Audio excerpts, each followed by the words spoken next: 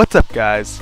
Welcome back to the Grizzly Pack, and today we're doing a playthrough and review of ShaqFu, A Legend Reborn.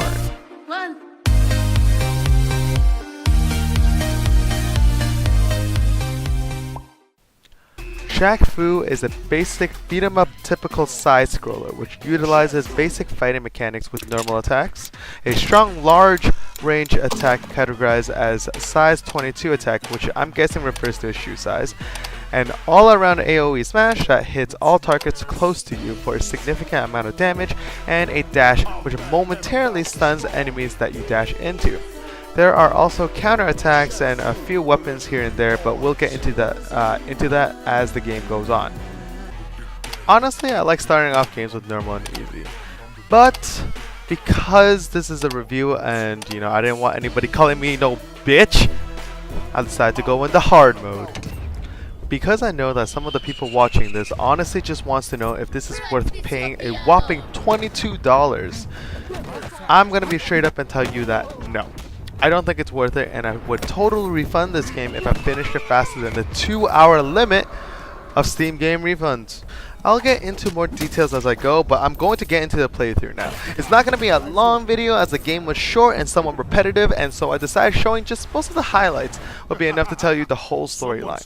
So I encourage you to stay, especially if you had an interest in what goes on in this game, as I finished it already. My story is convoluted and full of holes, so pay attention. So the game starts off with a narration by Shaq himself about how he is a abandoned child that was found inside of a purse with rocks in it by a Chinese woman. Now, I'm not sure why the directors took this kind of turn on it, but they decided that they really wanted to sell this Chinese thing for Shaq in this game. Now, I'm a pretty easygoing guy, and honestly, this stuff doesn't really offend me, but I can see how this can offend many people. For one, I don't really understand why they never use the actual Chinese language inside of this whole game. And this wouldn't be a problem, except for the fact that they constantly remind you how proud that this version of Shaq is of being Chinese. What does bother me about this game isn't the fact that they use Chinese as his racial background, or not even racial background, but at least his adopted background. But it's really how little thought that they put in to researching about the Chinese culture beforehand that shows me that they were really just lazily inserting this in and not really thinking about it really. They tried to joke about this the whole game, but really it just became really bad racist humor. It kind of feels like they watched Kung Fu Panda one too many times and decided oh, Shaq kind of looks like Po from Kung Fu Panda, let's just make it the same story. So as I mentioned, for the gameplay, there's normal attacks, which I'm using just on a regular basis, and then there is the boot, which is the size 22 attacks that come in from either the sky or wherever, and basically just a giant shoe shows up depending on where you use it within your normal attack combo, and it hits the target. I'll be honest, the beginning of the game felt pretty fresh to me, and it felt pretty fun. There was different kind of combos that we could do, and you knock the players towards the screen and everything like that. So it was a lot of fun. There were also new enemies showing up here and there, and you'd have to use a different method to fight them every single time, which is a lot of fun to discover and try out. This was a consistent theme throughout the beginning of the game, where you're just constantly finding new things to fight, new ways to fight, and new things you have to do to really try to win.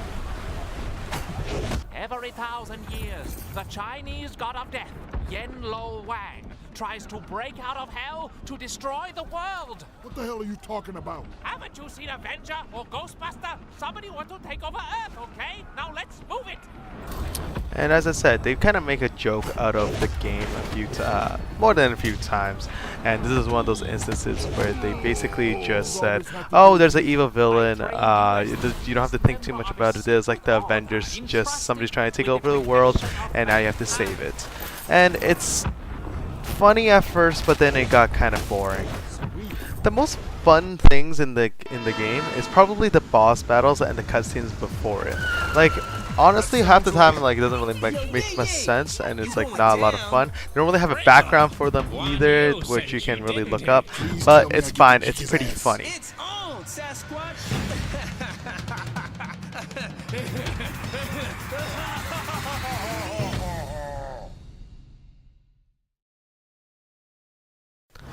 Now this is probably my biggest issue with the game.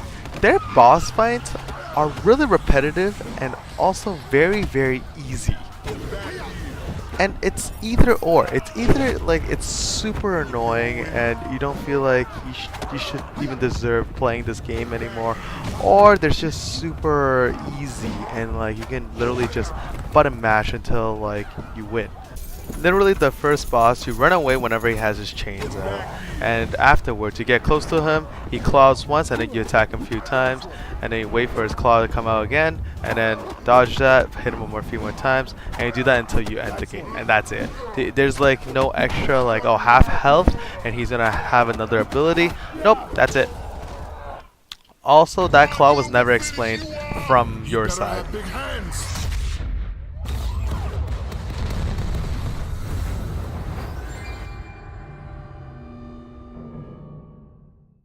Now here comes another enemy, and it's honestly not that big of a deal. He just shoots bolts at you constantly, so whenever he does that, you just dodge it, you get close to him, and you just smack him in the face. Now this enemy here is the #1 most annoying enemy in the entire game. So constantly he will teleport towards the back of you, never get stunned or slow down when you attack him, and if he gets you in the back, he does extra damage by a huge amount. These are the guys that made me want to rage quit. Now these parts of the game are the parts where I kind of go like, oh, maybe these guys do know exactly where they're going with this. This is awesome. But the problem with it is that these parts are short and far in between. Also, I'm gonna have a spoiler alert right now. There's only 2 of these costumes in the whole game, which is so sad because they could have done so many more costumes, and these things are so much fun to play with. These guys that were wrecking you before, that you can just literally like pummel them now. Honestly, they really should have kept this going. Now here comes my spiel about the storyline and how it doesn't make sense. My problem with it is the fact that he makes it sound like we should know who these people are. Like, who the hell is Arthur O'Deal? I searched it up after. He's not even a real person. So it turns out in the game they just want to make fake celebrities, but they never explain that in that world that is a celebrity.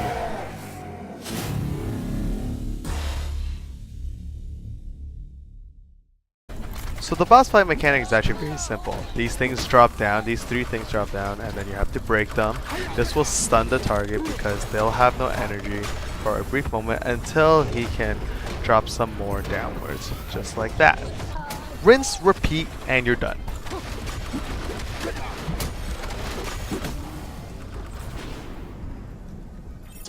Now as Ye dies, he has very bad jokes, and boom, you're in another city to kill another boss. Ta-da!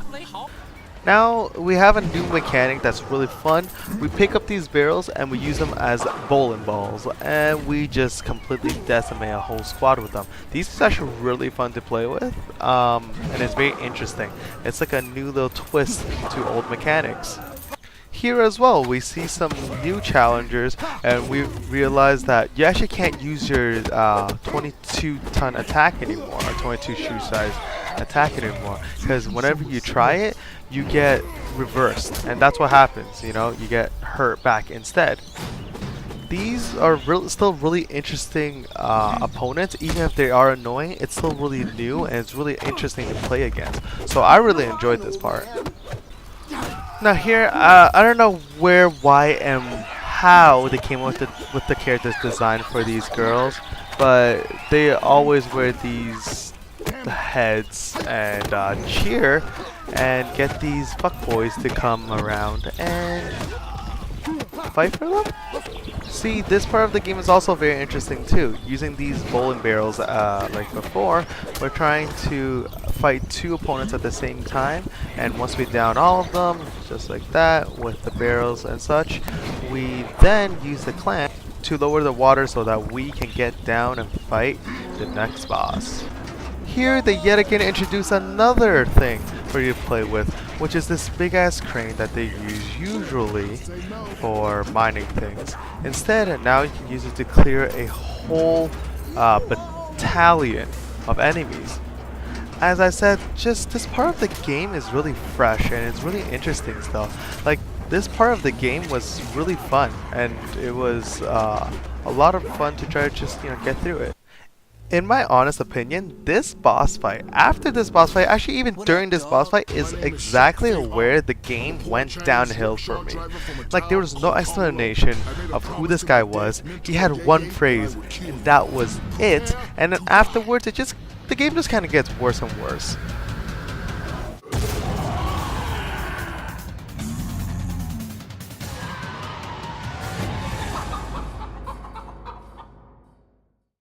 And honestly, in terms of the boss fight itself, it wasn't fun either. Honestly, you just chuck barrels at him until he dies and you keep dodging his attacks that are all really simple. Oh, and there was a really awkward dance battle in the middle of it, which honestly did like almost 0 damage to him, and in the end you kind of just went back to checking the barrels again. This here is the introduction of one of the most annoying enemies in the game. Their abilities include shuffling back, being able to hit from a distance, and at the same time not being stunned by normal attacks. It becomes extremely annoying, especially since there's 5 of them sometimes that show up, and at the same time they deal a massive amount of damage per attack, and plus it stuns you for a brief moment. These are type of enemies that you don't really think should be included in the game altogether, and it kind of just takes away from the experience altogether.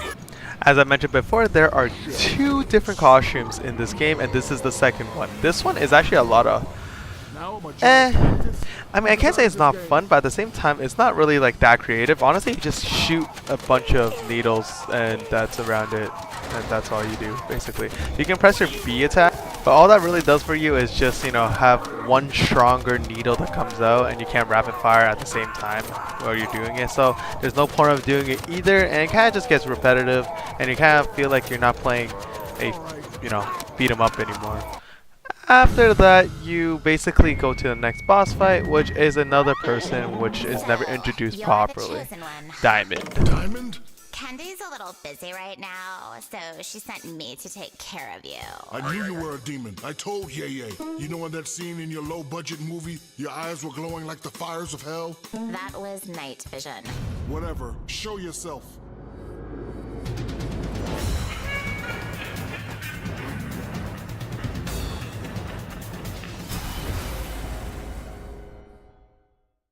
So this is by far the most annoying boss fight in the entire game. I spent longer on this one boss fight than I did on anybody else in this game, including the final boss, which I'll get to after. And I died so many goddamn times to multiple ninjas.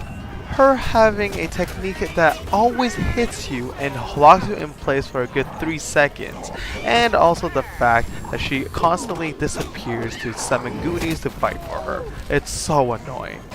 When I beat her, I wasn't even happy about the fact that I beat her. I was just happy at the fact that I never have to freaking play this level ever again.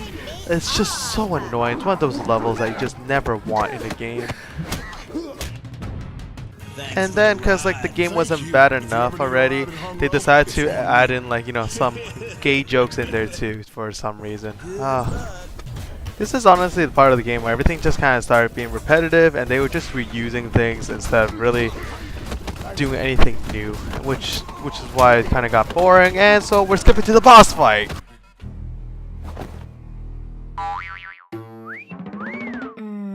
Taco.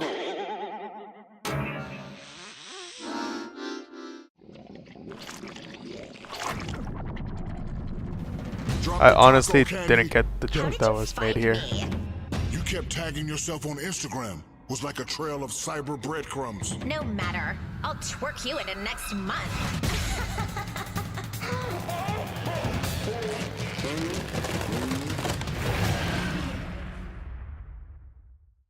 Although it was kind of close, I basically just beat this boss in the first try. It was just like something that was toxic, it was farting, and it kind of charges you once in a while. It was really not hard to kill it. But your attacks basically deal like no damage, so it took so long. After the boss battle, he basically went to Fiji for no reason and found out that there's fascist goons here that all just happen to be German. They're such an offensive, lazy, and overused writing plot. I mean, seriously, come up with something original. This already kind of left a bad taste in my mouth, and then decided to bring in the second most annoying character in the game. Flying wizards that always hit you with a spell and at the same time can levitate and don't get stunned that often by your attacks. At first it was okay, and then came this part of the game, which is the most, okay fine, not the most, but second most annoying part of the whole game, where there's a bunch of things flying at you the whole time and you can't see anything because people keep coming in from the frickin' screen. Oh, and did I mention there's frickin' 4 of these guys that show up this time. It's so annoying, these frickin' flying wizards. After a few more very annoying and unneeded repetitive battles happened, came this boss battle, which was so goddamn easy too. Close the door, you bastard. I'm trying to lay a cable. Better wipe it clean, because I'm about to put my foot in your ass. Oh, Christ. Toilet paper's out again. You animals, palm fronds are not an acceptable replacement. Goddamn fronds are razor sharp. Ah, now the crap's everywhere. Ouch! Now I've got tequila in the wound. Damn it! You want to eat? Let's eat!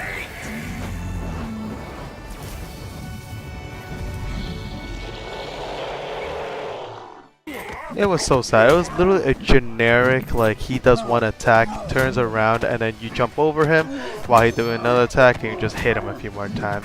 Then he becomes invulnerable, shoots laser beams at you for a little bit, comes back and does the same thing again. Honestly, just an unimpressive boss battle that ends too easily, and there's nothing new about it. What have they done? My home. We get back to the home village afterwards and listen to some shoddy voiceovers by Shaq himself. After repeating the same gameplay for hours, we finally get to a point where Shaq has enough with the soundtrack and wants to make sure the game designer knows, in one of the worst fourth wall breaks ever. Hold it. Who's in charge here? I am in charge here. And who are you? I am game designer. All right, Mr. Game Designer, I am tired of this dramatic music. Give me something with a beat. Okay, yes, I have idea. Here is beat. Ooh, I like that. Yeah, let's go. That was really just so lame. Just change the soundtrack if you wanted to. This was a part of the game where I got so much false hope. I honestly thought the game was gonna get better at this point. Hey, Game Designer, get down here. Yes, the Shaq, I hear. Stop with the unlimited enemies. That's some free-to-play crap. I thought it was good idea. What do you think this is, Flappy Shack? Okay, I give you something freaky fresh. Their version of Freaky Fresh, the same costume as before. So after a lot more of the free-to-play shit, we finally see the last boss. Destiny? That is my human name. You're Yinlo Wang? Now you're getting it. And you're also? Keep going. It can't be. 30 years ago, soon after I began my campaign to Moronize the world, I adopted my first PR baby. The public response was so positive that I got another, and another. There were 8 of you. You were the runt, so small I used to carry you around in my Dolce & Gabbana handbag on my tour of China. That's when I learned of the prophecy. and that you would be my demise. I couldn't let that happen. When I was a baby, a young whale named Seymour Prophet saved me from drowning. Someone had thrown me into the ocean in a handbag filled with bricks. Shaq, that was so long ago. Look at you now, so big and strong. Join me, and we can rule the world as mother and son. You ain't my mama. You just a demon hiding inside an aging pop star who's struggling to remain relevant.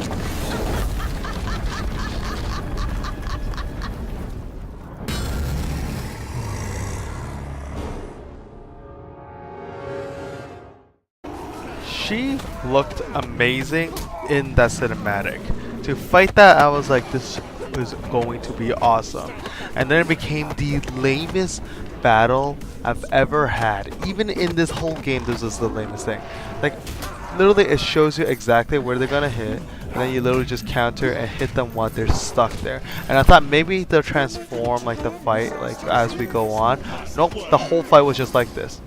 It was either she was breathing fire, getting her head stuck, or her hand stuck, and that's it. Like, just look at how I finished her. That's it.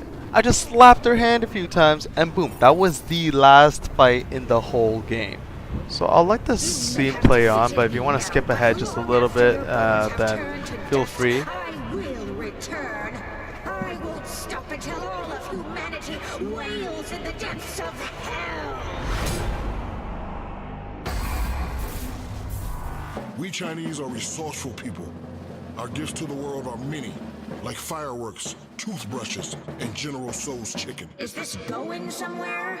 But obelisks that allow demonic souls to travel between Earth and Hell, not so smart. But I'm about to remedy that right now. Oh, crap.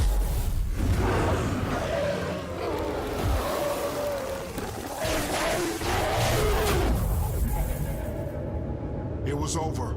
I thought about all that had passed. I thought about Ye. I may have slain a few demons, but deep down, I was still just a poor Chinese rickshaw driver. So yeah, this was basically the game, and I feel like it had a lot of potential. At the beginning, it came up with really good ideas, and it was really interesting to see like ShaqFu being done actually well. And then they kind of just butchered it. Bad storyline, game mechanics were repetitive, and plus it was just not funny altogether, even though it's trying so hard to be. There's just no way this game is worth what it's putting itself out to be, which is $23 for 3 hours of gameplay. That's super repetitive with a not satisfying boss battle at all. Its references were very poor.